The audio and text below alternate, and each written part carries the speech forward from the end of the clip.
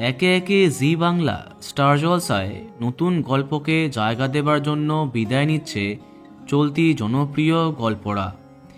জি বাংলাতে যেমন মিত্তির বাড়ি আসছে, তেমনি জলসাতেও আসছে একসাথে 2-3টি নতুন গল্প, যার মধ্যে জনপ্রিয় টেলি অভিনেত্রী উষসী রায়ের আপকামিং ধারাবাহিকের টিজার লঞ্চ করেছে কর্তৃপক্ষ।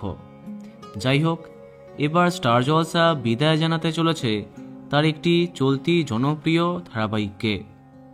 1 বছর সম্পূর্ণ করবার আগেই নাকি বিদায় নিচ্ছে চিনি। চলতি বছরের একদম প্রথমে আরম্ভ হয়েছিল এই গল্প। পুনর্জন্মকে নিয়ে গড়ে ওঠা মিসিং স্কুপ প্রোডাকশনের এই ধারাবাহিকটি বেশ চর্চিত হয়। প্রথমে ইন্দ্রাণী ভট্টাচার্য ও সোমরাজ মাইতি প্রধান জুটি হলেও কয়েক মাস বাদে টেলি অভিনেত্রী বিজয়লক্ষ্মী চ্যাটার্জিকে আনা হয় চিনি চরিত্রে।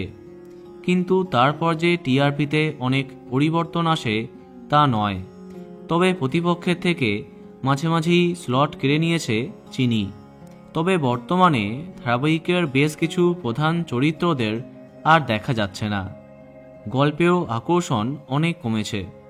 এমন সময় জানা গেল ডিসেম্বরেই শেষ দিনে শ্যুট করছে চিনি।